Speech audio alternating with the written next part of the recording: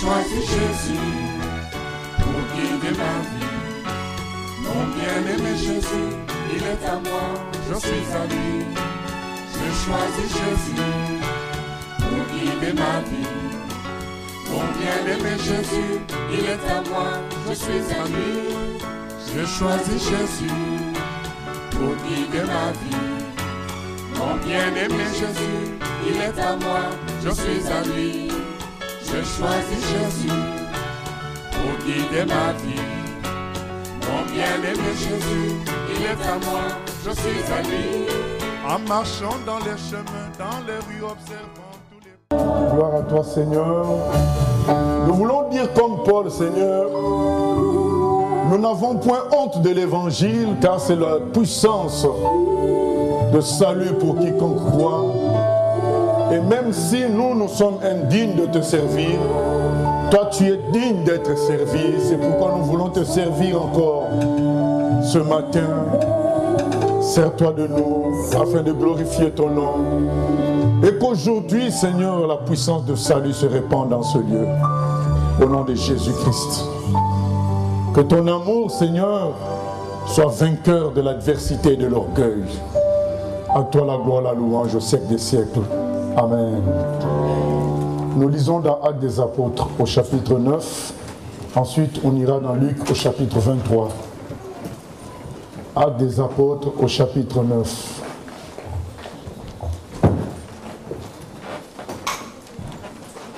Il est écrit ceci. Cependant, Saul c'était un pharisien, fils de pharisien, qui combattait les chrétiens quand l'Église a commencé après le départ de Jésus. Alors il a reçu des pouvoirs pour emprisonner et torturer les chrétiens. Et il va appliquer ça.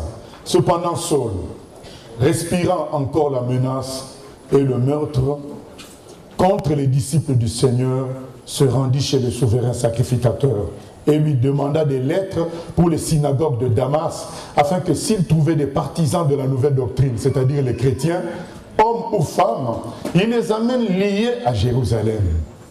Comme il était en chemin et qu'il approchait de Damas, tout à coup, une lumière venant du ciel resplendit autour de lui.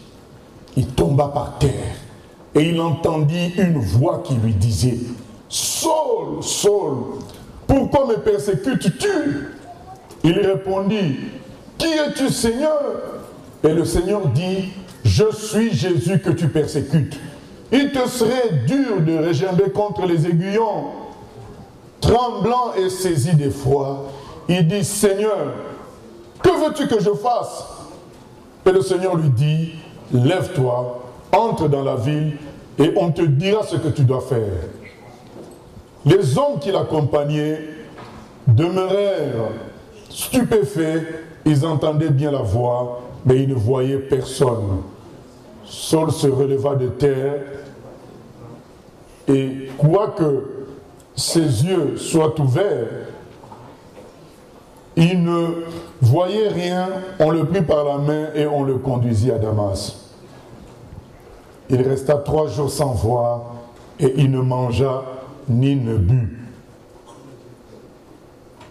Nous arrivons au verset 10.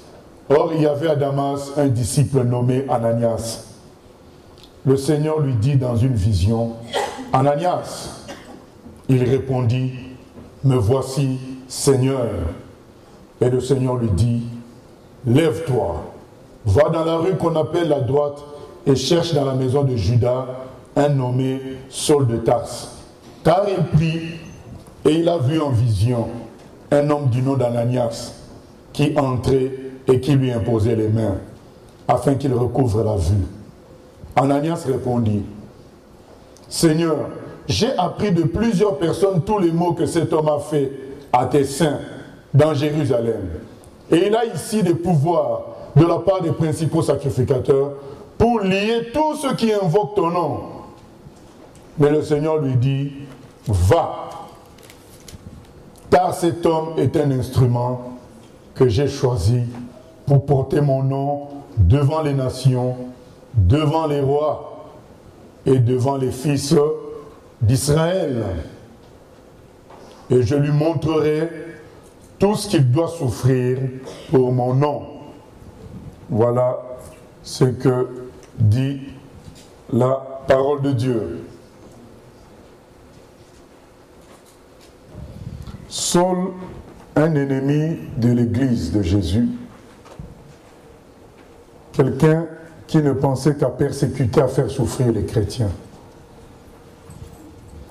Et il avait une nouvelle mission, aller jusqu'en dehors du territoire des Juifs, à Damas, même dans un territoire étranger, aller quand même chercher les Juifs qui étaient là, qui se disaient disciples de Jésus, pour les emprisonner.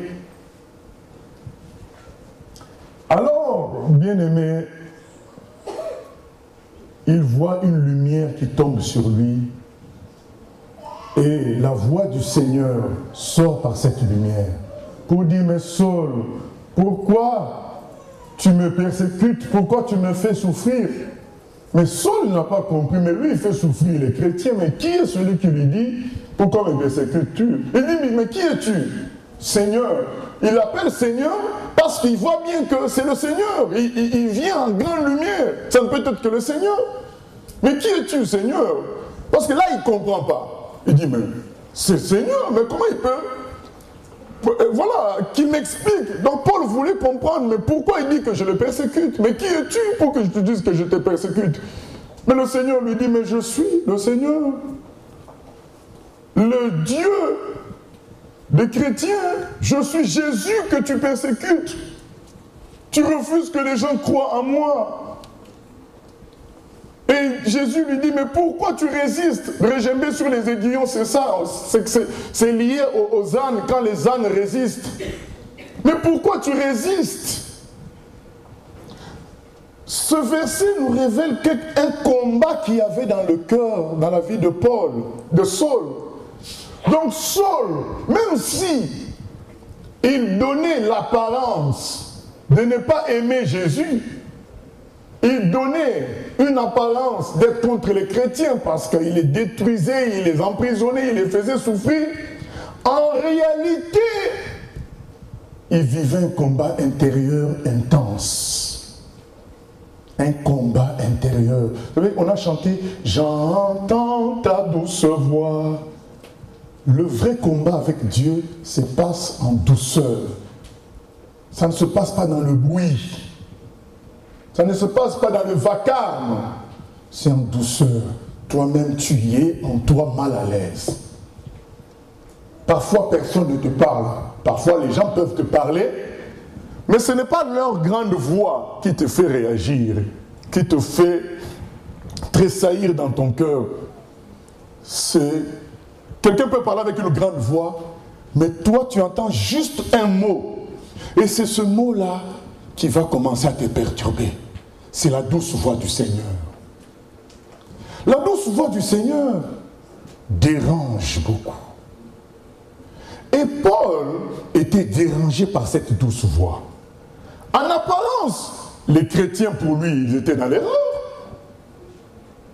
Parce qu'ils n'adoraient pas Dieu comme eux les Juifs le faisaient autrefois.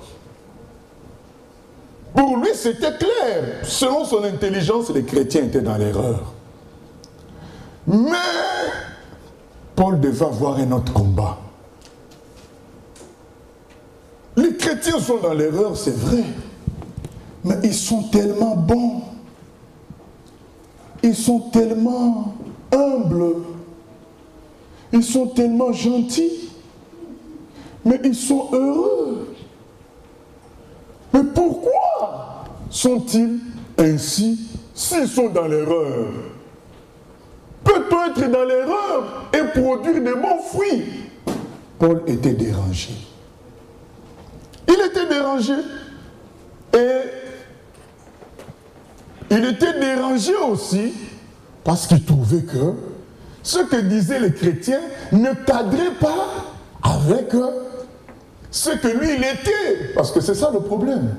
Ce que dit l'évangile ne cadre pas avec ce qu'est l'homme. Ça ne cadre pas parce que l'homme a tendance à vouloir se venger. L'homme a tendance à vouloir rabaisser les autres. L'homme a tendance à vouloir prendre tout à lui tout seul. Mais l'évangile, ce n'était pas ça. Vous savez, vous-même, vous avez lu les textes, vous connaissez ce qu'on disait sur les pharisiens. Ils s'habillaient en tenue, c'était les hommes religieux de l'époque, les juifs de l'époque. Religieux, ils s'habillaient en tenue spéciale. Et ils se mettaient dans les places publiques en princes. Pourtant, c'était eux qui étaient censés être les plus proches de Dieu. Mais voyez comment ils étaient habillés. Voyez comment les papes d'aujourd'hui sont habillés, même les papes d'autrefois. Mais les pharisiens, c'était comme ça. Paul aussi était pharisien. Et ils avaient un respect dans la population.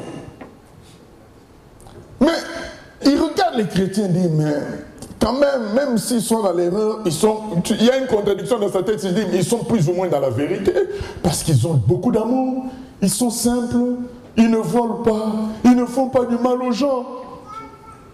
Mais, vous savez, c'est la voix douce, c'est à l'intérieur, c'est un combat intérieur. Tu te dis, mais non, moi je ne peux pas être comme eux. Je ne peux pas être comme eux, je ne peux pas me laisser gifler et ne pas réagir. Je ne peux pas vivre comme tout le monde, être en contact. À l'époque, c'était qu'un juif soit en contact d'un non-juif, c'était impur. Moi, je ne peux pas être en contact d'un non-juif, c'est impur. Mais de l'autre côté, mais ils sont si bons, ils sont si simples, ils sont si gentils. Alors, souvent quand l'homme a ce genre de combat, qu'est-ce qu'il fait? Il choisit le chemin qui facilite sa chair. Donc il va détruire ce qui s'oppose à ce que sa chair se sente à l'aise. C'est ce que Paul a commencé à faire. À détruire les chrétiens, à les enfermer, à vouloir les faire taire. Je me souviens, un de mes fils, quand il était petit, sachant qu'il faisait des bêtises, il s'attaquait directement à ma main, parce qu'il savait que j'allais taper. Donc, au lieu de polémiquer, il faisait les raccourcis, il retenait ma main et il faisait ses bêtises en même temps. Donc comme ça, il attaque la chose qui peut l'empêcher d'exprimer sa chair. C'est ainsi qu'on va attaquer l'évangile, en disant qu'il y a l'évolution des espèces. On va attaquer l'évangile en disant pourquoi pas d'autres dieux. Donc on commence à attaquer parce qu'on est dérangé. Et maintenant pour les chrétiens qui sont appelés à aller loin avec Dieu, on commence à trouver des excuses. Attaquer ceux qui prient beaucoup, attaquer ceux qui sont consacrés, parce que on sent que nous on ne peut pas être comme ça, mais on sait qu'on est appelé à être comme ça. Alors pour ne pas continuer à se battre, on attaque cette façon-là de faire. Vous n'avez pas vu Ananias attaquer Dieu? Jésus lui dit, va prier pour un monsieur qui s'appelle Paul. Il lui dit, mais comment je peux aller prier pour cet homme? Lui, il veut nous détruire. Mais oui, mais lui, il veut nous détruire. Dieu lui dit, Jésus lui dit, mais écoute Ananias, c'est moi qui l'ai appelé pour le sauver. Quand quelque chose, nous avons l'impression que nous sommes incapables d'accomplir ça, on commence à attaquer la chose. À dire, ah bon non, il exagère quand même. Il exagère. On commence à dire, ah non, mais c'est lié à son pays d'origine, c'est pourquoi il se comporte comme ça. On commence à dire, voilà, il était comme ça même quand il était païen. Parce qu'on sent qu'on ne peut pas pratiquer ce que le monsieur dit. Alors on se trouve des excuses. Mais oui, mais ça a été écrit il y a 2000 ans, la Bible. Ah oui, c'est une secte. Parce qu'en réalité, il y a un combat intérieur. Pourquoi tu résistes? Pourquoi tu résistes à l'appel de Dieu? Et souvent, tu vas être dans une même famille que la personne qui subit son combat intérieur et il va te combattre. Les femmes qui trouvent que leurs maris vont très loin dans l'amour pour Jésus, dans l'attachement pour le Seigneur, ils vont chercher à les combattre en leur créant des pièges pour dire, mais voilà, toi qui te dis chrétien, Et les maris qui sentent que leurs femmes vont loin avec Jésus, et elles s'attachent au Seigneur, ils vont créer des pièges pour amener ces gens-là, ces femmes-là, à pécher. Puis ils vont dire, mais voilà, toi qui pries. Le but c'est que, surtout, tu ne l'entraînes pas trop près de Jésus. Soyons quand même modérés. Mais tout cela montre qu'il y a un combat intérieur. Chacun de nous a un combat intérieur. Et certains ont franchi le pas de dire à Jésus, on va plus loin. Je te donne ma vie. Mais d'autres n'ont pas franchi le pas. Ils sont encore dans l'hésitation. Ils sont encore dans le combat intérieur. Ils ont peur. Et il y en a qui ont peut-être franchi le combat, la frontière du salut, mais qui n'entrent pas dans leur appel parce qu'ils ne résolvent pas le combat intérieur qu'il y a en eux. Aujourd'hui, nous allons nous limiter à l'amour de Dieu. Pour dire ceci, pourquoi résistes-tu à l'amour de Dieu?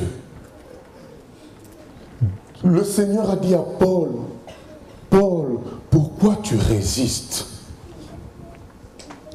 Peut-on se battre contre l'amour, bien-aimé? Je nous pose cette question. Peut-on se battre contre l'amour? L'amour ne fait que du bien. L'amour, c'est pour soigner. L'amour, c'est pour sauver. L'amour, c'est pour la vérité. Bien-aimé, je n'ai jamais vu quelqu'un entrer quelque part, voir des belles fleurs, prendre ces belles fleurs, commencer à les écraser et à les détruire. Au fait, la fleur est tellement belle et inoffensive, ça ne viendrait dans la tête de personne de prendre une fleur et de commencer à écraser tout simplement comme ça, comme on écrase un ver de terre.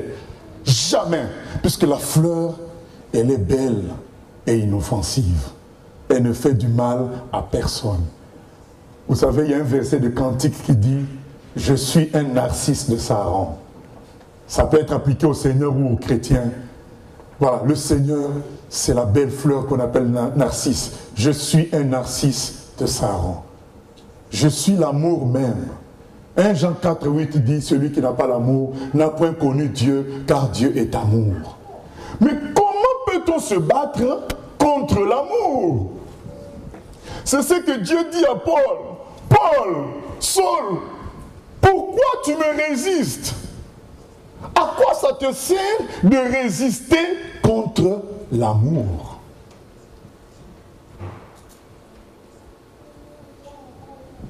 Lisons Luc 23.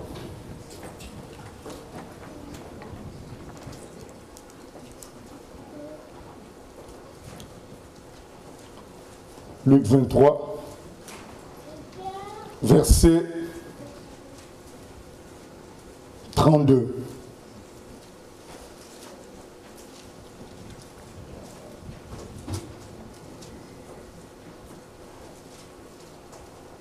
Il est écrit ceci: on conduisait en même temps deux malfaiteurs qui devaient être mis à mort avec Jésus.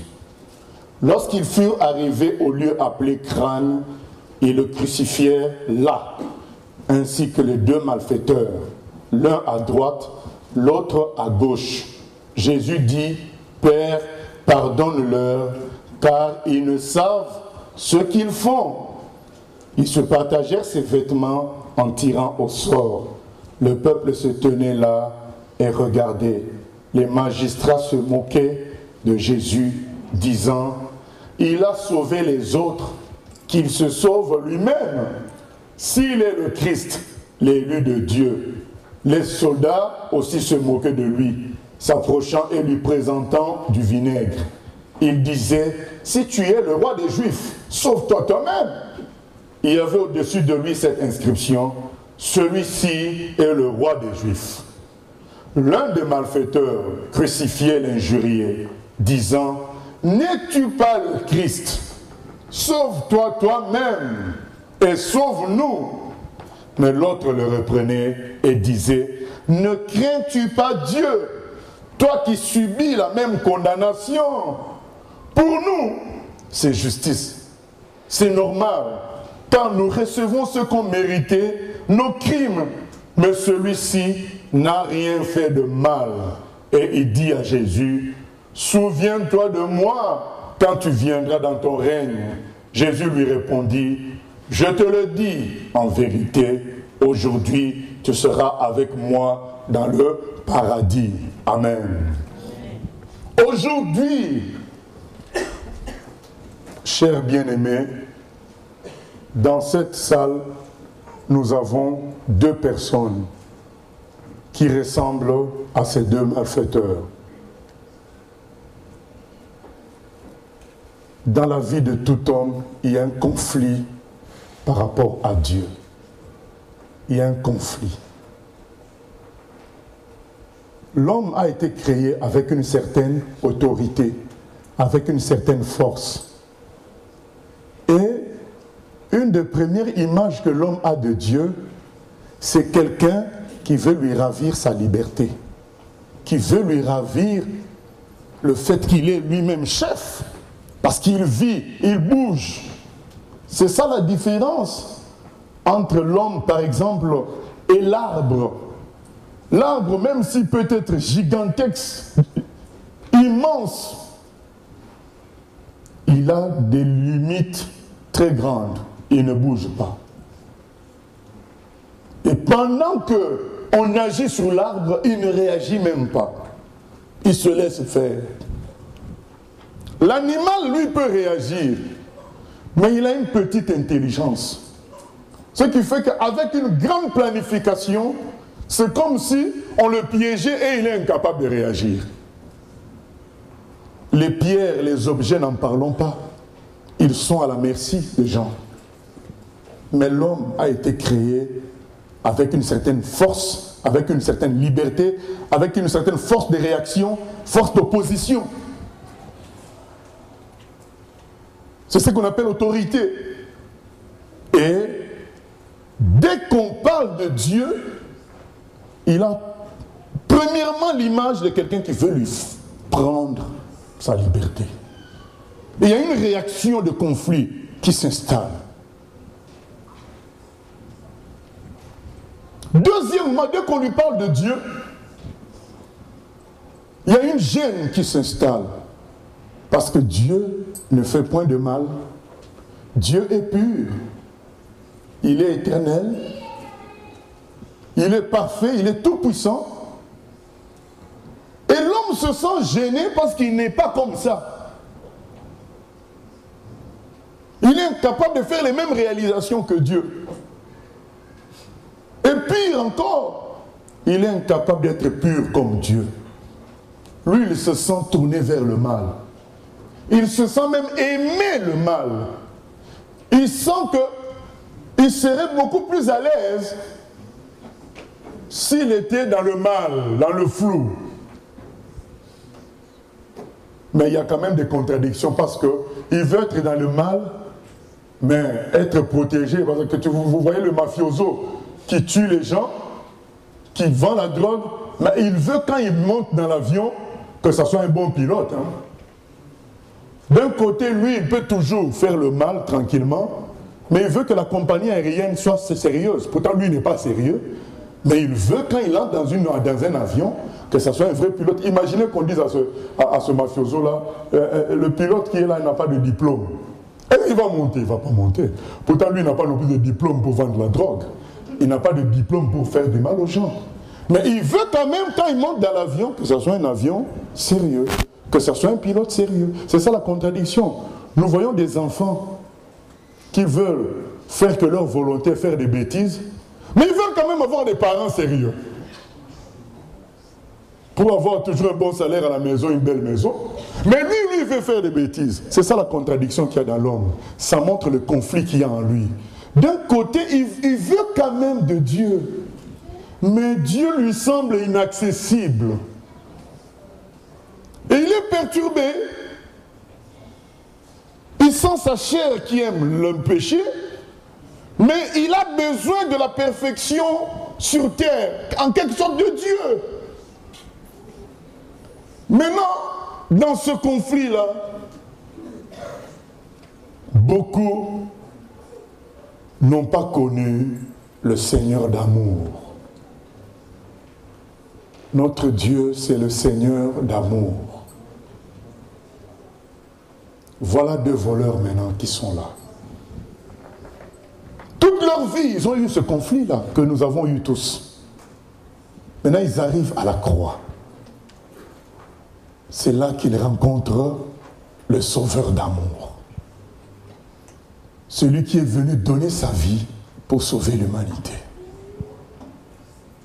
Alors leur conflit continue, parce que là on a lu Luc 23, mais il y a dans d'autres évangiles, il nous est dit que les deux voleurs injuriaient Jésus. Il n'y avait pas qu'un seul qui injuriait, les deux le faisaient. Donc leur conflit continuait encore. Quand ils ont vu Jésus, ils se sont rappelés ce qu'on disait de lui pendant qu'ils étaient des brigands. Ils se sont dit, encore Dieu ici. Même là où nous sommes à la croix, là où on trouve les bandits, on vient trouver encore Dieu. Il nous a suivis même jusqu'à la croix. Et leur conflit a continué. Et ils ont commencé à attaquer Dieu. Parce que c'est ça, dans le conflit, nous finissons par attaquer Dieu parce qu'on se dit, mais non, il nous demande ce qui est au-delà de nos forces. Quand Dieu se présente à nous, on dit, bon, d'accord, après avoir passé le cap d'accepter qu'il soit peut-être notre chef, on se dit, mais il nous demande ce qui est au-delà de nos forces. C'est très difficile. Moi, j'aime la vie. Mais Dieu est la vie. Vous savez, c'est ça. Les gens disent, j'aime la vie. Mais il est écrit, Dieu est la vie. Mais dans le péché, il y a un flou, on ne comprend rien. Il me gêne. Ses exigences sont trop élevées.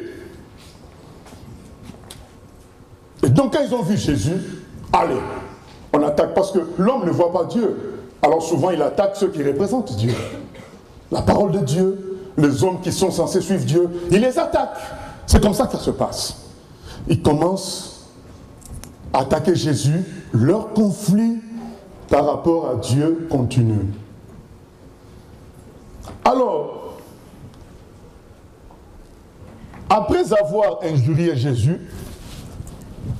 après avoir attaqué Jésus, il y a un qui se rend compte qu'il est en train d'attaquer quoi? Le narcisse de Saron.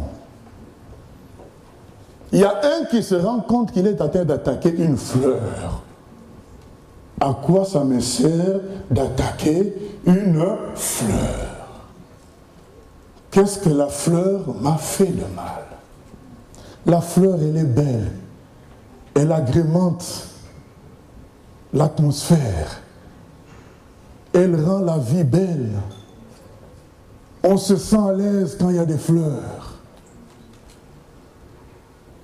Le deuxième voleur s'est rendu compte que je suis en train d'attaquer une fleur. Ce monsieur ne répond pas. J'aime un chant qui dit « L'amour de Dieu est si grand qu'on l'a tapé, il n'a pas répondu ».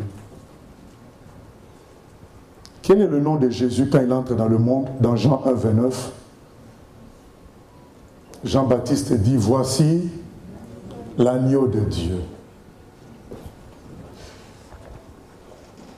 Pourquoi Dieu prend l'image de l'agneau? Parce qu'un agneau est faible. Le bélier peut se battre, le mouton peut se battre, l'agneau est faible, il n'a même pas de cornes. Donc on peut en faire ce qu'on veut. Le deuxième voleur se rend compte que là, je suis en train de piétiner une fleur. Qu'est-ce que je vais gagner? Je te pose la question. Tu gagnes quoi en attaquant l'amour même? Dieu est amour. Et il manifeste là au sommet à la croix. Il dit, Père, pardonne-leur parce qu'ils ne savent pas ce qu'ils font. Je les aime. Je ne veux pas que tu te venges parce qu'ils m'ont fait ce qu'ils ont fait là. Ne te venge pas, papa. Sauve-les toujours. Voilà l'amour de Dieu. Le voleur injurie Jésus. Le deuxième injurie. Jésus reste silencieux, resplendissant d'amour. Oh, bien-aimé, si on pouvait saisir tout cela. Jésus reste silencieux. Pas silencieux dans la colère en disant « J'achève mon boulot et je m'en vais au ciel ». Non, non, non, non, non. Pendant qu'il est silencieux, son cœur est en train d'aimer les deux voleurs là. Son cœur est en train de travailler toujours pour le salut. Et le deuxième voleur a senti ça. Et il a répondu positivement. Parce que qui peut être assez fou pour combattre une fleur? Faites la comparaison. Qui de nous là peut sortir, voir une fleur, prendre la fleur et commencer à écraser? Qui peut? Donc si tu le fais, c'est que tu es un fils des ténèbres. Si tu le fais, c'est que tu es vraiment une semence du diable. Mais pourquoi nous le faisons? Parce que certains n'ont pas vu que là, on a en face une fleur. Ils ont l'idée de Dieu comme étant celui qui vient leur ravir leur liberté, les juger et les embêter, leur demander quelque chose qu'ils ne peuvent pas faire. Ils n'ont pas vu qu'ils ont en face le narcisse de Saron, l'agneau de Dieu, qui te dit « J'ai été crucifié pour toi ». Quelqu'un dira, oui, mais pour tous les hommes, oui, mais pour toi personnellement, même si tu étais seul, il serait venu que pour toi personnellement. Et quand le deuxième voleur voit ça, il dit, ah non, je ne peux pas continuer à injurier un innocent. Il dit à l'autre voleur, il dit, mais cet homme, qu'est-ce qu'il a fait comme mal? C'est un innocent. Alors je te pose la question. Quand tu attaques l'évangile, parce que tu vas dire, mais moi je n'attaque pas l'évangile, mais tu attaques les chrétiens. Quand tu refuses l'évangile, c'est comme si tu attaquais l'évangile, c'est la même chose. Qu'est-ce que l'évangile t'a fait comme un mal? L'évangile, la bonne nouvelle que Jésus est crucifié pour toi à la croix pour te sauver. Quel mal ça te fait qui t'empêche de te laisser sauver? Pose-moi la question, tu fuis quoi? Parce que nous tous, nous sommes pécheurs. Admettons que nous sommes malades et nous sommes emmenés dans le meilleur hôpital de la terre et tu veux fuir. Mais les gens sont étonnés pour dire, mais il fuit quoi? Parce que l'hôpital est là pour le guérir. Mais si tu fuis, c'est que soit tu n'as pas compris, soit tu es un fils de la perdition. C'est possible. Mais aujourd'hui, je veux que tu arrêtes de te battre contre une fleur. Que tu arrêtes de te battre contre un agneau, contre un bébé de mois. Quel combat tu vas mener contre un bébé de mois? Jésus-Christ vient à nous comme un enfant, comme un agneau. On compare le Dieu Tout-Puissant à un animal. Mais pour que tu comprennes qui il est, c'est pourquoi on fait cette comparaison-là. Quand tu résistes à ça, il y a un souci. Voici l'agneau de Dieu qui enlève le péché de l'humanité. C'est vrai que le péché a fait en nous un impact de sorte que nous finissons par aimer le péché. Et Dieu devient une perturbation pour nous. un miroir qui nous montre qu'on est sale. Et on fait tout pour fuir ce miroir. Comme on dit, la nuit, tous les chats sont gris. On préfère la nuit. Comme ça, tous les chats sont gris, on ne sait pas qui est qui. On veut un monde où l'évangile n'est pas au-dessus. On veut une vie où l'évangile n'est pas au-dessus. Comme ça, on peut faire ce qu'on veut, on est presque tous gris. Mais non, Dieu est lumière. Il ne va pas cesser d'être lumière, mais en étant lumière, il t'éclaire parce qu'il veut te sauver. C'est le narcisse de Saron, l'agneau de Dieu. Tu as un combat. Ce combat est dû au fait que tu ne veux pas céder à la source de l'amour. Lisons Matthieu 5. Matthieu 5, 38.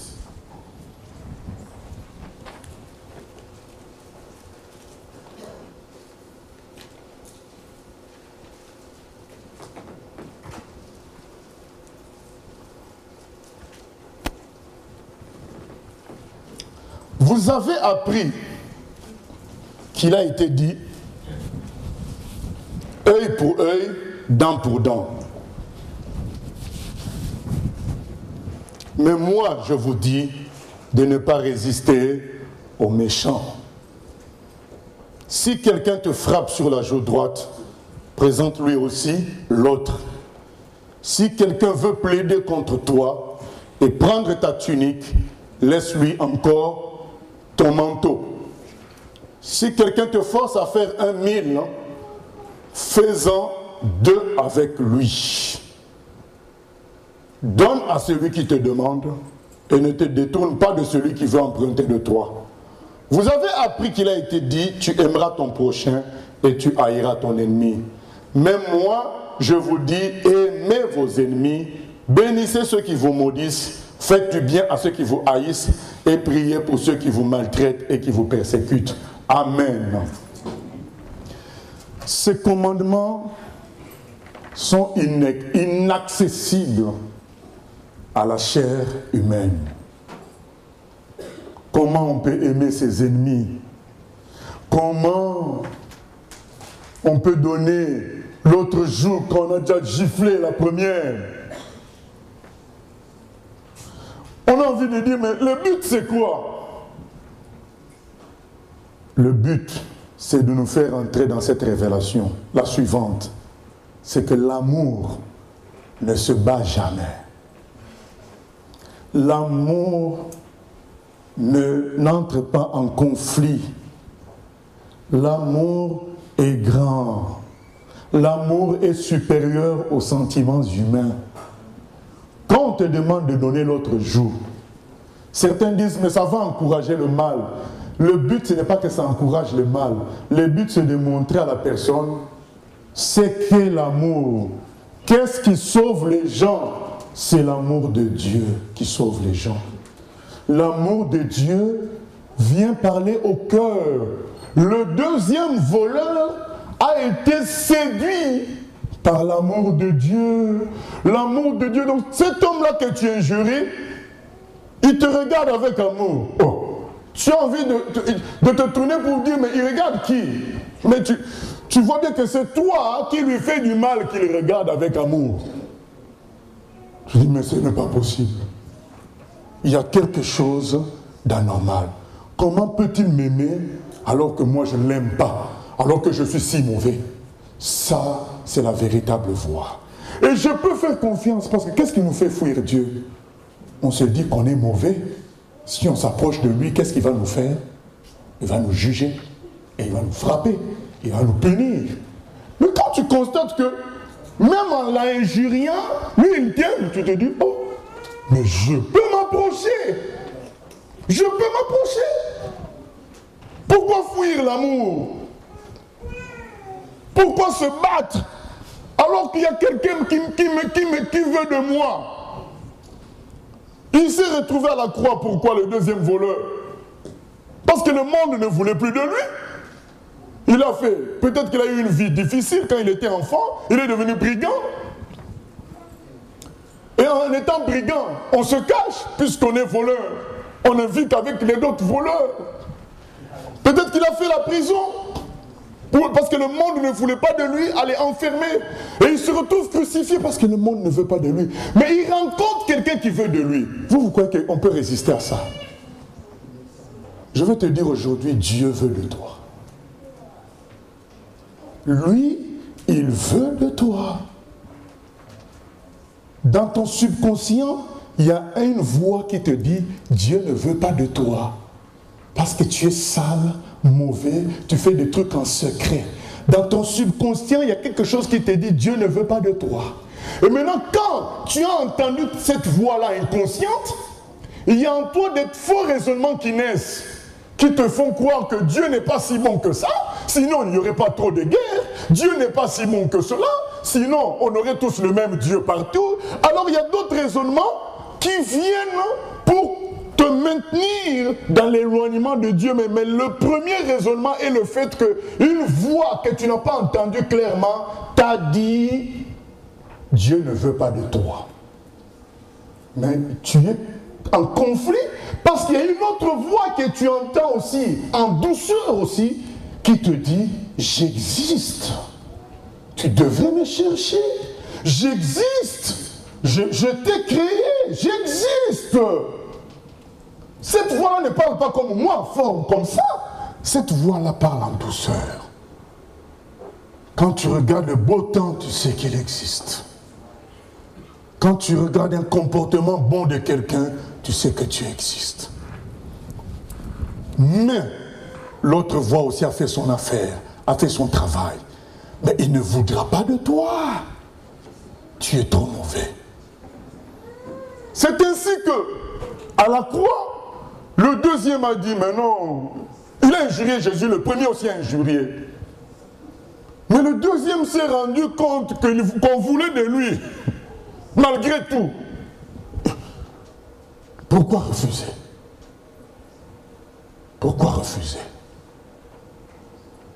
L'amour de Dieu, de loin surpasse ce que l'homme peut imaginer. C'est ça l'amour de Dieu. Alors pourquoi le Seigneur nous donne le commandement de Matthieu 5, 38? C'est pour nous faire connaître son amour. Parce que un texte ne suffit pas pour comprendre l'amour de Dieu. C'est l'application des textes qui nous fait entrer dans ça. Quand on t'a giflé et que tu t'es laissé faire, tu entres dans la révélation de Dieu. Tu comprends maintenant que Dieu veut sauver n'importe quel pécheur. Quand tu as pris un manteau, tu donnes encore les baskets. Quelqu'un vient te voler le portable. Tu retrouves le voleur, tu dis, mais tu as oublié le chargeur. Prends le chargeur. Bien-aimé, vous croyez que ce voleur-là va rester ainsi? Il a volé le portable, tu l'attrapes et tu dis, mais sans chargeur, comment tu vas t'y prendre? Tu as bien volé le portable, mais prends le chargeur aussi. Réfléchissez vous-même. C'est l'objectif de Jésus en nous donnant ces commandements.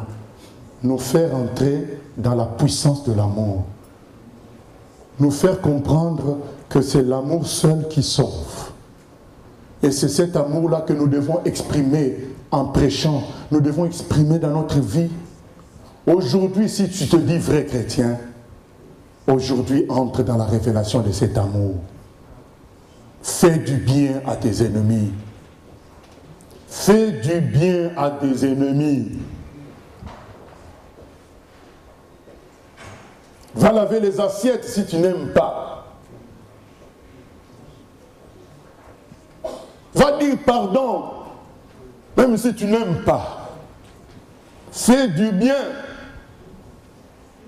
Le Seigneur veut nous enseigner à travers ce commandement de Matthieu sur son amour, que son amour est plus fort que tout. Vous savez, un général donne toujours les meilleures armes à ses soldats. Le Seigneur nous a donné la plus grande arme, c'est l'amour. Alors, mon cher, ma chère, pourquoi résistes-tu? Pourquoi t'opposes-tu? Parce que quand tu résistes, tu t'opposes à l'amour de Dieu. J'entends quelqu'un qui me dit, mais je suis difficile à changer. Mais Dieu te répond, qui c'est qui t'a créé? Celui qui t'a créé peut te changer. Le Saint-Esprit peut changer un cœur, quel qu'il soit. Il y en a qui disent, mon péché est trop dans ma chair. Il est écrit dans 2 Corinthiens 5, 17, celui qui est en Christ est une nouvelle création. Les choses anciennes sont passées et toutes choses sont devenues nouvelles. Voilà ce que Jésus va accomplir. Mais mon message est le suivant. Pourquoi refuser l'amour? Pourquoi? Comment on peut refuser l'amour? Oui, mais je ne peux pas m'approcher. La raison est toujours la même. Mon péché me dérange. Mais c'est l'agneau de Dieu qui enlève le péché. Ce n'est pas toi qui peux enlever ton péché. Tu veux être pur avant d'avoir Dieu? C'est impossible. Aucun homme ne peut se sauver par lui-même. C'est Dieu qui sauve. On te demande une chose. Dis à Dieu, Dieu, si tu veux bien de moi, prends-moi et transforme-moi. Sauve-moi et transforme-moi. Sincèrement, Dieu, je crois que mon état est trop grave. Mais comme je viens de comprendre que tu es tout puissant, que tu m'aimes et que tu m'acceptes quand même, alors moi je m'offre. Je ne sais pas comment tu t'en sortiras, Dieu, mais je crois que tu t'en sortiras. C'est tout ce qu'on te demande. Qu'est-ce que le voleur a fait? Il a dit, Jésus, moi je suis un mauvais, j'ai tué, je me retrouve à la croix. Et c'est logique. Mais toi, aie pitié de moi et sauve-moi quand tu reviendras. Je veux le ciel. Je veux la pureté. Mais ma chair m'a trahi. Je veux une bonne vie. Je veux la vie de la fleur. Mais c'est ma chair qui m'a trahi à de mauvaises choses. Alors Jésus, je viens à toi, tel que je suis, prends-moi. Miséricorde insondable, c'est le titre d'un chant. C'est un amour qu'on ne peut pas comprendre, mais lui te dit que c'est ça son amour. Matthieu, à la fin, 22.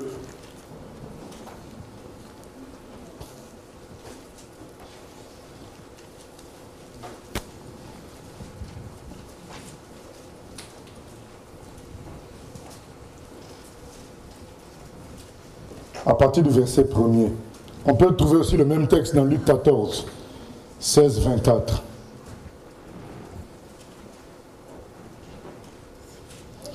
Jésus, prenant la parole, leur parla de nouveau en parabole et dit, le royaume des cieux est semblable à un roi qui fit des noces pour son fils. Il envoya ses serviteurs appeler ceux qui étaient invités aux noces, mais ils ne voulurent pas venir.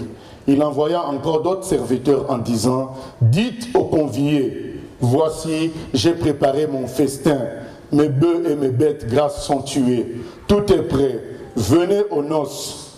Mais sans s'inquiéter de l'invitation, ils s'en allèrent, celui-ci à son champ, celui-là à son trafic, et les autres se saisirent des serviteurs, les outragèrent et les tuèrent. Le roi fut irrité, il envoya ses troupes, fit périr ses meurtriers et brûla leur ville. Alors il dit à ses serviteurs, les noces sont prêtes, mais les invités n'en étaient pas dignes. Allez donc dans les carrefours et appelez aux noces tout ce que vous trouverez. Ces serviteurs allèrent dans les chemins, rassemblèrent tout ce qu'ils trouvèrent, méchants et bons, et la salle de noces fut pleine de convives. Et nous lisons le même texte dans Luc 14. Luc 14. Qu'est-ce qui est dit à la fin? il est dit, Luc 14 à partir du verset 16, nous allons lire verset 23. Et le maître dit au serviteur, va dans les chemins et le long des haies, et ceux que tu trouveras, contrains-les d'entrer, afin que ma maison soit remplie. Car je vous dis, il commence même le verset 21, le serviteur de retour rapporta rapporta ces choses à son maître, verset 21, excusez-moi. Alors le maître de la maison, irrité, dit à son serviteur, va promptement dans les places et dans les rues de la ville, et amène ici les pauvres, les estropiés, les aveugles et les boiteux. Amène tous ces gens-là. Puisque les orgueilleux ne veulent pas du salut, amène tous les zéros. Tous ceux qui se considèrent comme petits, amène-les. Le salut, ça sera ça. Le salut, ça ne sera pas les parfaits qui iront au salut, ça sera les petits qui iront au salut. Quand je dis les parfaits, c'est-à-dire les gens qui se croient forts, les gens qui se croient bons, beaux, ce n'est pas eux qui iront. Parce qu'eux, ils vont refuser l'invitation de l'amour du maître. C'est des gens qui vivent toujours dans la concurrence, dans la rivalité. Même ils sont dans l'église, ils vivent toujours dans la concurrence, la rivalité dans les choses.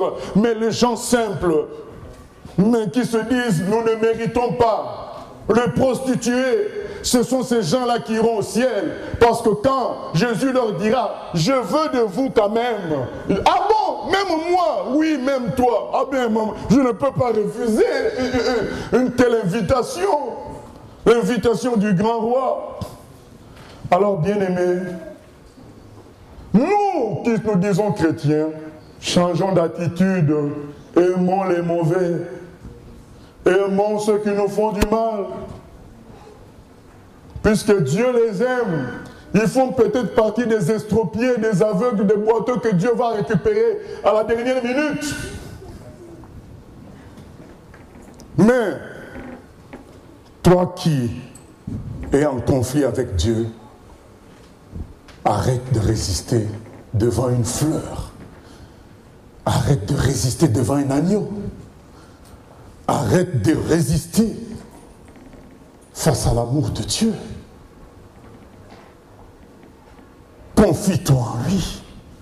Si tu as échoué de te prendre en charge, si tu te sens incapable d'être bon, confie-toi en lui. En vérité, il est écrit dans Jean 5, 24, celui qui croit en moi ne passe pas en jugement. Si tu as peur du jugement, c'est écrit dans Jean 5, 24. En vérité, c'est Jésus qui parle. Celui qui croit en moi ne passe pas en jugement. Il est passé de la mort à la vie. Amen. Ah, j'aime ces versets-là. Il est passé de la mort à la vie. Celui qui croit en Jésus. Pourquoi résister contre l'amour? Je sais que c'est ton péché qui t'a dérangé depuis tout ce temps. Mais Dieu est prêt à te pardonner. Et il est prêt à te donner une nouvelle vie, afin que tu vives comme lui, dans la perfection. C'est ça l'amour de Dieu. Tel que je suis, sans rien à moi, sinon ton sang versé pour moi, et ta voix qui m'appelle à toi, agneau de Dieu, je viens. Je viens. Bien-aimé, si tu sens qu'en toi, même officiellement, si tu es chrétien, officiellement, mais tu sais que tu n'es pas vraiment, parce que tu sens que tu n'as pas l'amour de Jésus. Tu n'es pas en paix. Tu n'es pas bien. Et tu sais que c'est un conflit en toi, quelque chose qui te bloque à te lâcher complètement pour que Jésus te possède et fasse de toi sa servante, son serviteur. C'est le moment d'accepter l'amour de Dieu aujourd'hui et d'entrer dans la nouvelle vie avec le Seigneur. Donc tous ceux qui sont dans ce cas-là, c'est votre jour. Dieu veut sauver. Vous passez devant, nous allons prier. Aujourd'hui, c'est une grande fête. C'est la fête du salut, bien-aimés. C'est une grande fête. Tel que je suis, sans rien à moi, sinon ton sang versé pour moi et ta voix qui m'appelle à toi, agneau de Dieu, je viens. Je viens, tel que je suis sans rien à moi. Tel que je suis sans rien à moi, Sinon ton sang versé pour moi est ta. Aujourd'hui, bien-aimé, Satan va mourir de honte parce qu'il tenait les gens en disant que Dieu était inaccessible. C'est faux. L'agneau de Dieu a donné sa vie. Je viens tel que je suis bien vacillant. Le doute n'est pas normal, bien-aimé. Le doute montre qu'il y a quelque chose qu'on n'a pas cédé. Il faut tous céder aujourd'hui. Au nom de Jésus. Bientôt dedans, agneau de Dieu, je viens. Je viens. Tel que Jésus vient vacillant. Tel que je suis bien vacillant, en proie au doute à chaque instant, luttons dehors, dedans, agneau de Dieu.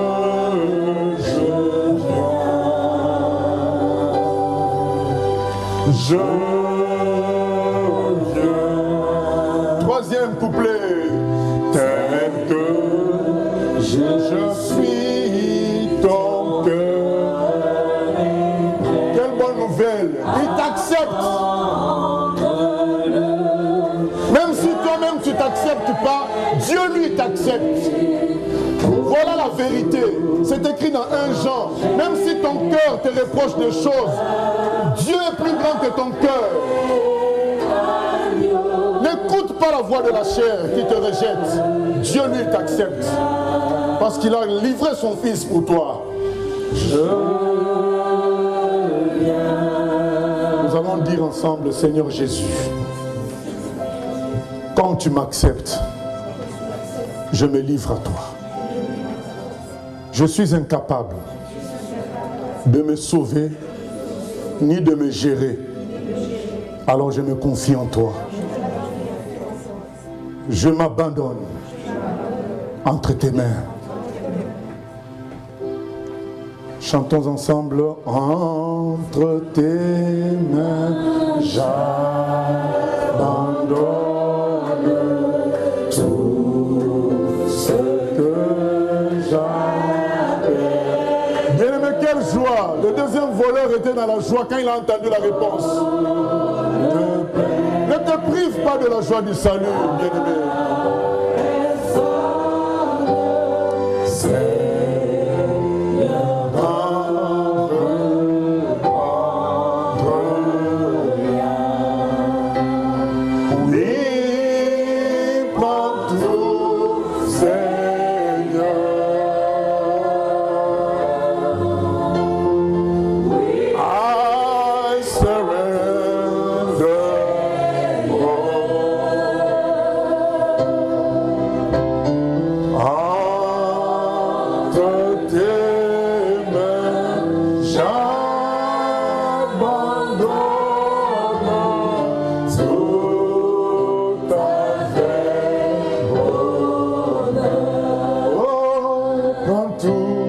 Jésus.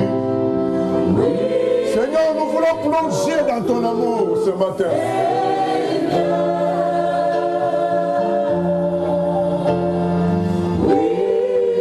Et que les chaînes soient brisées au nom de Jésus.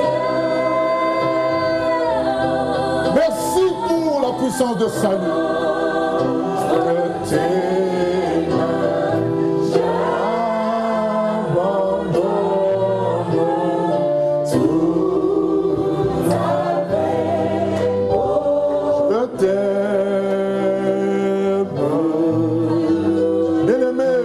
Devant, chantons ensemble. Je t'aime plus que tout, Seigneur. Imaginez ce que le voleur à la croix dit au Seigneur. Comment peux-tu me sauver, moi? Plus que tout, je t'aime.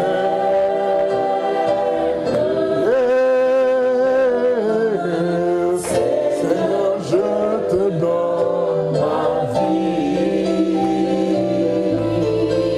Satan voulait nous amener à donner seulement la moitié. Nous donnons tout aujourd'hui. Seigneur, je te donne mon cœur. Seigneur, je te donne mon cœur. Oh, je t'aime.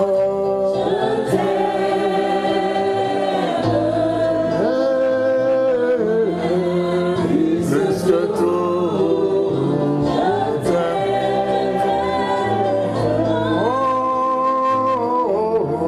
Plus que tout, je t'aime. Oh Jésus, ma vie. Seigneur, je te donne ma vie. Seigneur, je te donne ma vie. Seigneur, je te donne mon cœur. Seigneur, je te donne mon cœur. Oh oui, je t'aime, Seigneur. Je t'aime, Seigneur. Oh, mon cœur te dit. Je te dis. Oh, alléluia.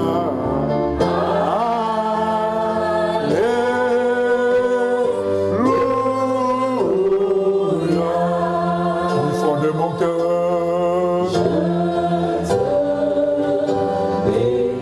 Ensemble nous disons merci Seigneur pour le salut. Merci Seigneur de me prendre en charge. Car je sais que tu ne m'abandonneras plus jamais. Car tu es le bon berger. Nous croyons en toi, Jésus. Amen. Bien-aimés, on peut embrasser qui on veut, c'est la joie du salut.